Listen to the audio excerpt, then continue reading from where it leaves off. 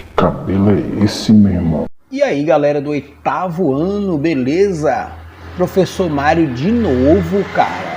De novo, cara? Porque eu sei que vocês amam estudar.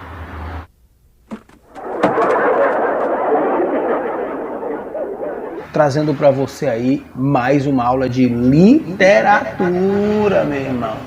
Hoje a gente vai falar sobre a crônica argumentativa. Seu Mário, que diabo é isso? Meu filho, é o seguinte, a crônica argumentativa nada mais é do que um conto narrado com fatos reais, mas de maneira deliberada, no sentido de que ela não tem nenhum compromisso científico. Ela é uma crônica argumentativa. Só que se ela é uma crônica e se ela é argumentativa, então tem alguns pontos que a gente tem que prestar atenção para poder escrever uma boa crônica argumentativa. Eu sei que você está aí com muita saudade, amando a aula, hein? Tô sabendo.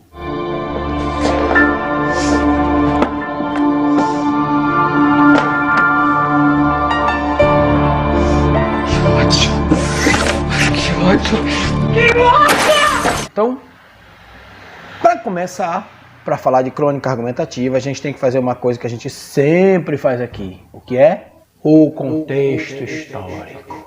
O contexto histórico, cara, é o fato de que as coisas acontecem em um determinado espaço de tempo e esse tempo ele é delimitado por coisas que aconteceram nesse tempo. Para a gente falar de crônica argumentativa, a gente tem que voltar para os sofistas. Seu Mário, nem lembro mais. Os sofistas, cara, são os filósofos que viveram na época pré-socrática. Se você é meu aluno, você sabe quem são os filósofos pré-socráticos, mas eu vou citar hoje só 3. Os sofistas, cara, eles eram conhecidos porque eles vendiam o seu conhecimento, eles não tinham compromisso real com o aprendizado, nem nada. Mas eles foram muito importantes porque eles trouxeram para a filosofia uma coisa chamada persuasão, ou seja, poder de convencimento com as palavras. Mas para isso, para que isso acontecesse, eles tiveram que impor uma coisa chamada argumento. Argumento é uma palavra do latim, que significa comprovar, provar, argumentum, provar, é mostrar antes de demonstrar. Você já ouviu falar quando a professora Paulinha ou qualquer outro professor chega e fala assim, vou fazer uma arguição. Arguição, argumento, arguição. Arguição é quando você tem que provar uma coisa, no caso, provar que você sabe a matéria. Então, argumentar é falar factualmente, falar com provas, não falar o que você acha, falar com provas. Então, na crônica argumentativa, você vai fazer uma coisa diferente da crônica científica. Na crônica científica, que é muito mais feita por revistas científicas e tal, você precisa de dados, estatísticas, conceitos profundos, essas coisas. Mas, na crônica argumentativa, você só precisa ter argumentos e tentar convencer a pessoa que vai te ouvir, né? O teu interlocutor, né? Olha que palavra bonita. Interlocutor. É a pessoa que vai te ouvir. Então vamos lá. Cara, é o seguinte, ó. A gente vai começar falando do pai de todos os sofistas. Lembrando que assim como o teatro, do vídeo que eu gravei pro pessoal do 8º ano, também os sofistas, eles iniciaram o seu trabalho no século II a.C. E aí, cara, a gente vai ter que falar de um cara muito importante, que é o Protágoras. Isso mesmo, Protágoras. O Protágoras, ele era um filósofo e ele criou a célebre frase, o homem é a medida de todas as coisas. Né? Claro que a gente sabe que isso é um engano. Só que esse pensamento dele levou ao pensamento do relativismo a partir do século XVI. É outra história, mas é bom que você saiba. Quando eu digo que o homem é a medida de todas as coisas, e ele diz das que são, quando não são, e das que não são quando são. Quando ele fala esse tipo de coisa, basicamente ele está dizendo: eu penso de um jeito, então para mim as coisas são assim. Se o outro pensar de outro jeito, então para ele as coisas são do jeito dele. Só que isso aí nunca faz a gente chegar a uma verdade objetiva. E a gente chama isso de relativismo. Tudo fica relativizado. As coisas não são absolutas, entendeu? Então vamos lá. O Protágoras, ele era um sofista. Ele trabalhava com os sofismas. A palavra sofisma é uma palavra do grego que significa meia verdade. Não é verdade no todo, é meia verdade.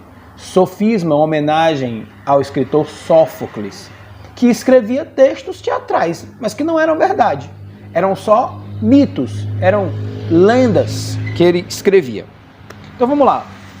Como os sofistas eles partiam para esse pressuposto, então a gente tem aí esses pré-socráticos.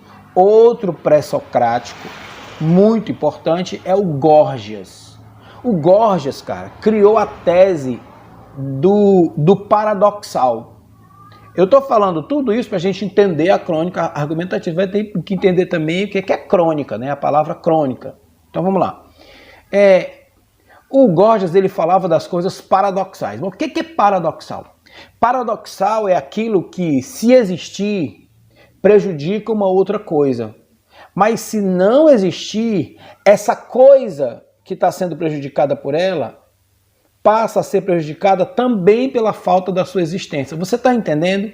Paradoxal é aquilo que é importante, que tem que estar lá, mas quando está lá, prejudica a outra coisa que recebe essa importância. É uma coisa paradoxal, né? Vou lhe dar um exemplo. Vou lhe dar um exemplo. É como se uma pessoa precisasse respirar e para respirar ela tem que viver. Aliás, ela precisa... O que eu falei? Para viver ela precisa respirar. E aí, para respirar ela precisa de oxigênio. E é como se o corpo dela fosse alérgico a oxigênio. Então ela precisa de oxigênio, mas quando o oxigênio entra no corpo, ela sente uma reação alérgica. Você está entendendo? Isso é paradoxal. É uma coisa que é essencial, mas quando chega é prejudicial. Para você pegar aí. Então, o Górgias, ele era um cara que viveu uma época na Sicília, que é na Roma. Ele saiu da Grécia e foi para Roma, porque Grécia e Roma eram o centro filosófico da Terra. Ele também trouxe o pensamento das coisas absolutas. Ele sai um pouco do Protágoras, do relativismo, e traz as coisas absolutas, ou seja, verdades absolutas. Só lembrando que as verdades absolutas da filosofia do Górgias, do Górgias eram principalmente verdades que ele tinha como absoluta. Por exemplo, ele não acreditava na vida eterna, né? É um exemplo. Então, a verdade absoluta dele não era tão absoluta assim, mas era mais absoluta que o relativismo do Protágoras. E um outro cara que a gente tem que falar, gente, é o Hípias. O Hípias também é um pré-socrático. O carro do gás. Sendo um pré-socrático, os pensamentos dele eram antagônicos e anteriores aos pensamentos de Sócrates, né? Uma coisa que é importante em Hípias é que ele juntou o pensamento de Protágoras e de Górgias e criou o pós-relativismo. Gente, é um pós-relativismo que surge meio que perdido, né? Meio que perdido, mas se encontra quase no final do período pré-socrático, quando Górgias lança suas teses, né? E as teses dos pré-socráticos são muito importantes, era bom você procurar e ler. Coloca lá no Google, teses pré-socráticas, aí você vai encontrar. Então, esses caras, eles são a base do que a gente vai ver agora, porque eles argumentavam, eles ensinavam os seus estudantes a argumentar. E até isso a gente tem que falar. A palavra estudante não existia. O que existia era só a palavra alumno. Alumno, aquele que recebe a luz, né? A sem lúmino, luz.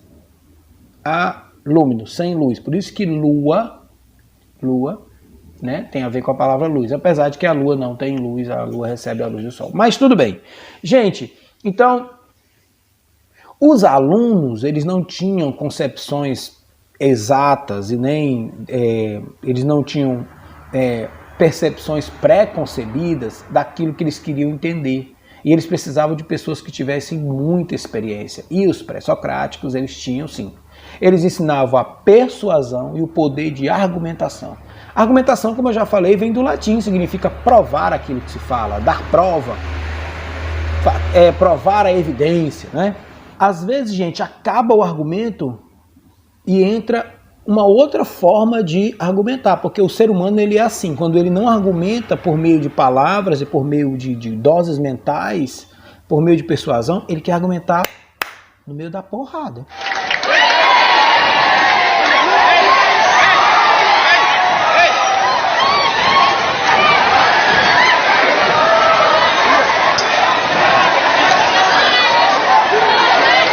Uma outra coisa que a gente tem que saber, que é muito importante, é que na crônica argumentativa, a palavra crônica tem um significado muito sério.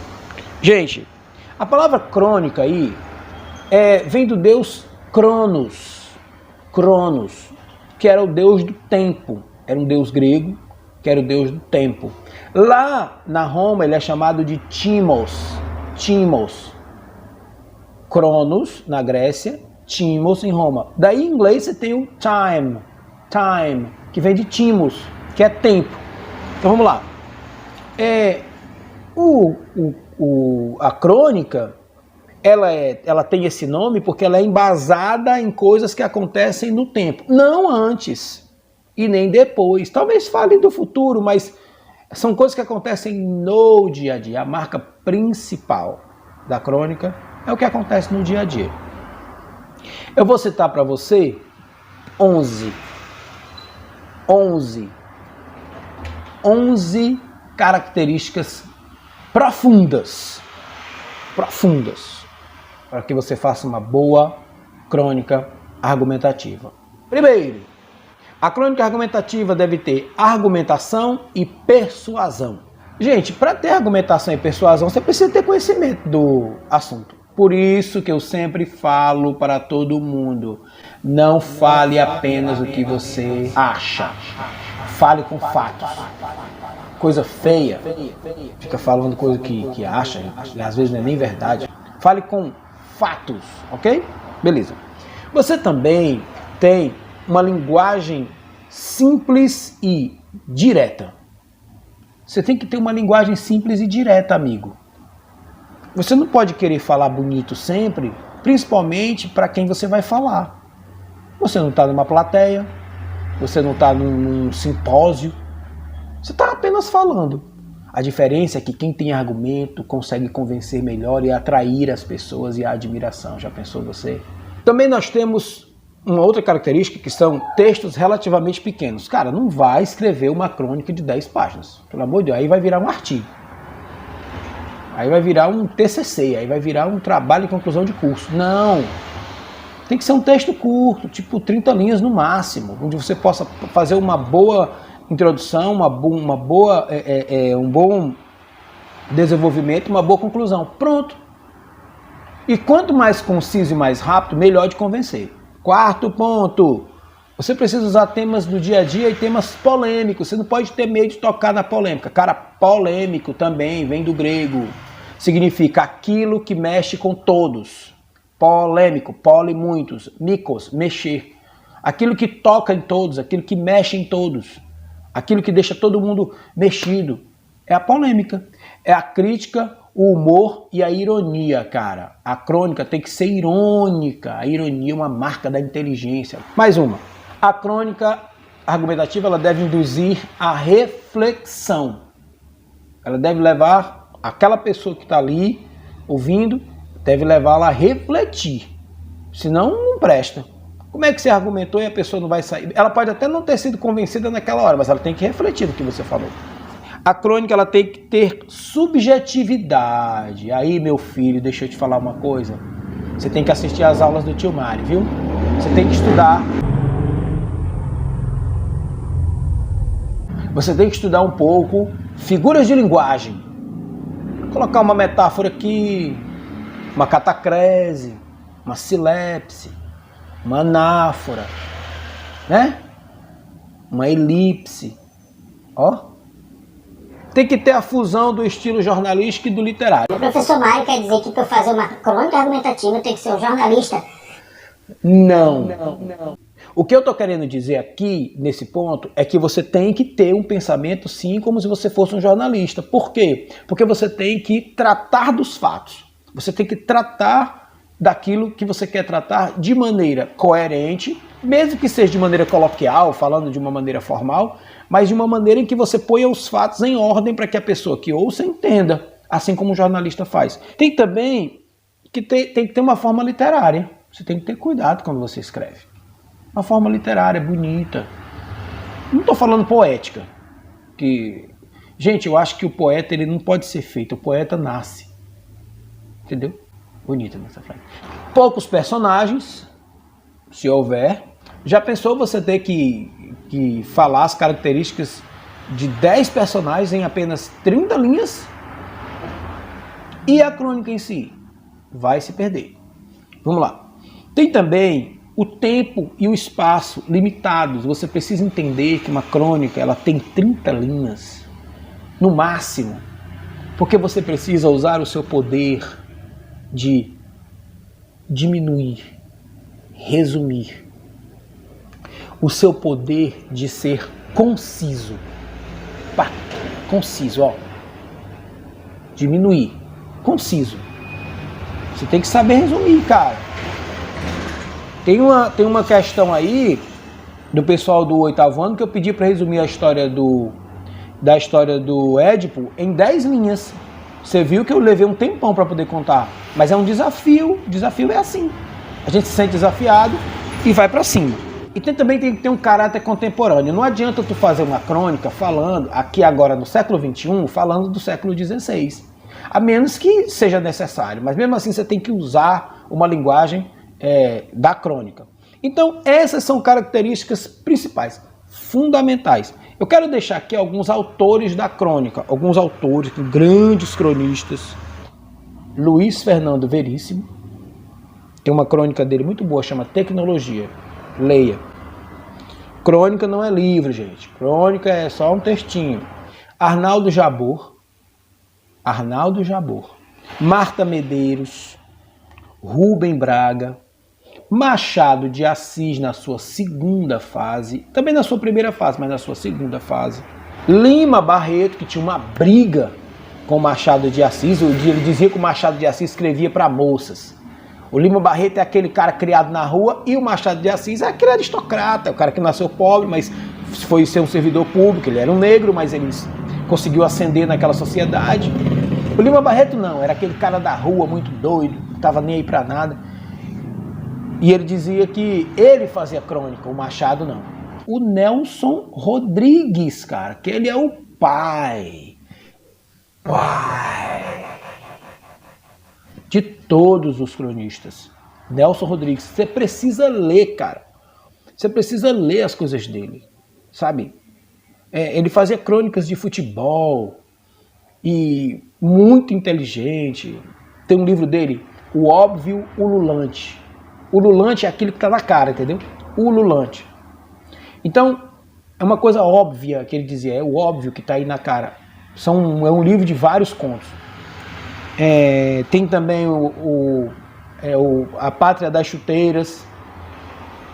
Então, é isso. A crônica argumentativa é um assunto muito legal. Eu espero que isso tenha te ajudado para você fazer a tua redação com a tia Paulinha. Entendeu? Eu quero mandar o meu abraço especial para a galera do 8º ano e para o papai e para a mamãe que está assistindo esse vídeo. Obrigado. Muito obrigado. A sua presença junto com seu filho faz com que ele melhore, faz com que ele acerte, faz com que ele procure ter mais cuidado com seus estudos. E a escola só serve se for unida com os pais e com as mães, ou seja, com a família. Que Deus abençoe a todos. Crônica argumentativa é isto. Tchau.